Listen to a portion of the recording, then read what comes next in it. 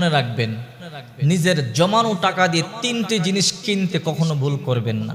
আপনি মৃত্যুর পরে কোনো কিছু আপনার কবরে যাবে না, এই তিনটি জিনিস আপনার কবরে যাবে।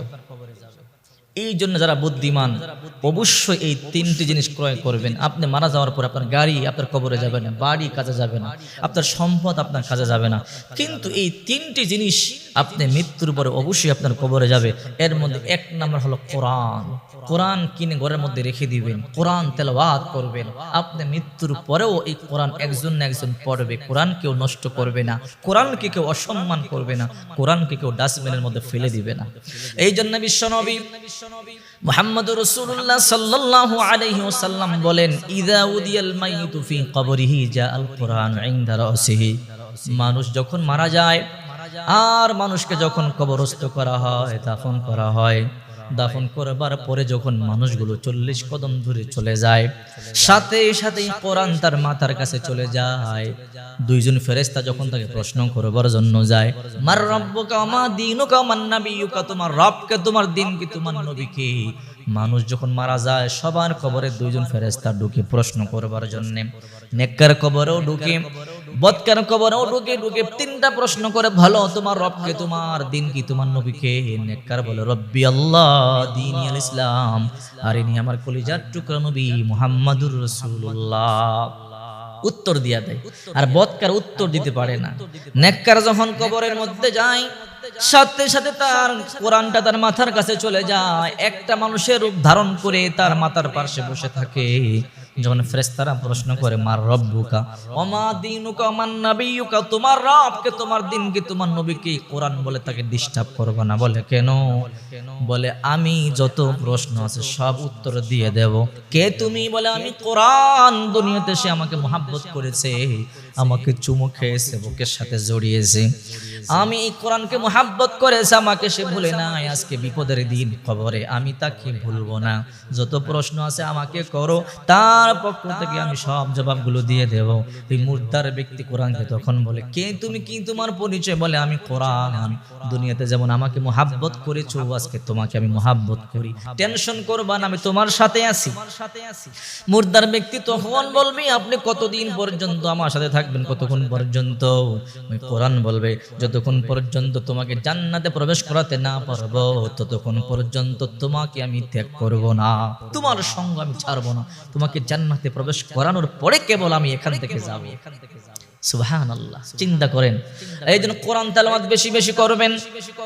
একটা সন্তানকে হাফেজ বানাবেন, একটা ভাই অথবা একটা নাতিপুতিকে হাফেজ বানাবেন। বিশ্বনবী মুহাম্মদুর রাসূলুল্লাহ সাল্লাল্লাহু আলাইহি ওয়াসাল্লাম বলেন, যে ব্যক্তি হাফেজ হয়, একটা হাফেজে কোরআন কমপক্ষে 10 জন জাহান্নামী, যাদের উপরে জাহান্নাম ওয়াজিব হয়ে গেছে, রায় হয়ে গেছে জাহান্নামে, এমন 10 জন জাহান্নামীকে টেনে টেনে আল্লাহর তৈরি জান্নাতে নিয়ে যাবে একজন হাফেজ।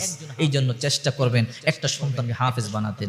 আবার বিশ্ব নবী মুহাম্মদুর রাসূলুল্লাহ সাল্লাল্লাহু আলাইহি ওয়াসাল্লাম বলেন, কিয়ামতের ময়দানে হাফেজদের পিতামাতার মাথার মধ্যে আল্লাহ নূরের মুকুট পরায়া দেবে। নূরের মুকুটটা এতটাই আলো দিবে, জ্বলজ্বল করতে থাকবে, মানুষ দেখে আফসোস করবে, এরা কারা, এদের কারণে এত সম্মান কেন দিল, এদের মাথার মধ্যে নূরের মুকুট কেন? বলা হবে, এরা ওই পিতা মাতা যারা খেয়ে না খেয়ে কষ্ট করে একটা সন্তানকে মাদ্রাসায় পড়ে হাফেজ কোরআন বানাইছে, একটা ছেলেকে হাফেজ বানাইছে, একটা মেয়েকে হাফেজ বানাইছে। এই জন্য আল্লাহ পাক রব্বুল আলামিন ওই পিতা মাতাকে এত সম্মান আর এত ইজ্জত দান করেছে। এই জন্যে কোরআন কিনবেন, নিজের অর্থ দিয়ে কোরআন মানুষের কাছে পৌঁছে দিবেন, মাদ্রাসায় কোরআন দান করবেন, কোরআন নষ্ট হবে না, আপনি মারা যাবেন, কোরআন তেলাওয়াত করবে, আর এই সওয়াবগুলো আপনার কবরে ফ্লাক্সি লোড হয়ে যেতেই থাকবে। 2 নম্বর ইলম। ইলমের পিছনে টাকা খরচ করবেন, টাকা খরচ করে করে বই পুস্তক কিতাবাদি কিনবেন, ইলম শিখবেন। এই যে টাকা খরচ করে ইলম কিনলেন, এই টাকাটা সদকায়ে জারিয়ার কাজে যাবে, উপকারী ইলম।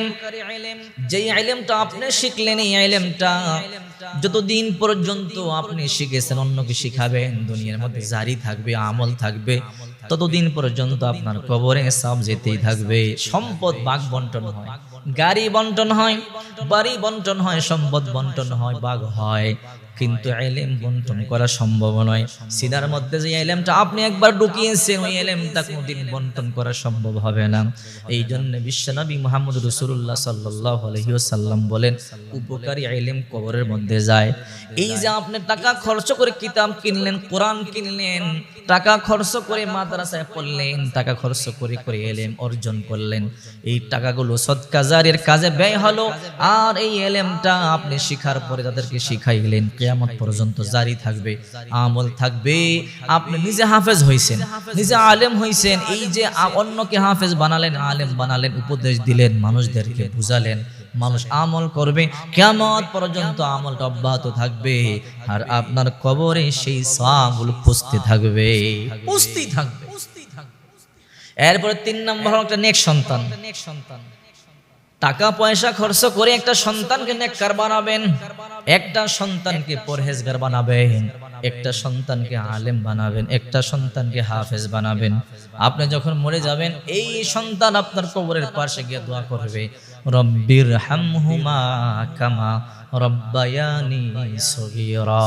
বিশ্বনবী মুহাম্মদ রাসূলুল্লাহ সাল্লাল্লাহু আলাইহি ওয়াসাল্লাম বলেন, যখন একটা সন্তান, কোরআন পড়নেওয়ালা সন্তান যখন পিতা মাতার কবরের পাশে গিয়া বলে রব্বির হামহুমা কামা রব্বায়ানি সগীরা, আয় রব্বুল আলামিন, দুনিয়াতে যেমনি ভাবে তুমি আমাকে আদর করেছো, লালন পালন করেছো, তেমনি ভাবে তুমি আমার পিতা মাতাকে আজকে তোমার রহমতের কোলে আদর করো, লালন পালন করো। যখন এই দোয়া করে, দোয়া করতে দেরি আল্লাহ পাক রব্বুল আলামিন কবরের আযাবগুলো মাফ করতে দেরি নাই।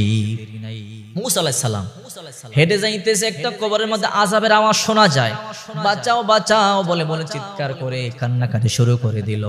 মুসা আলাইহিস সালাম যাইতেছেন, আবার কিছুক্ষণ পর আবার হেঁটে হেঁটে যায়, দেখে ওই কবরের মধ্যে শান্তির আওয়াজ শোনা যায়, ওই কবরের মধ্যে শান্তির বাতাস বইতেছে। মুসা পয়গম্বর বলে, আল্লাহ, কিছুক্ষণ পূর্বে দেখলাম এই ব্যক্তির কবরে আযাব, আর এখন এই ব্যক্তির কবরে জান্নাতের সুবাতাস বইতেছে, কারণটা কি?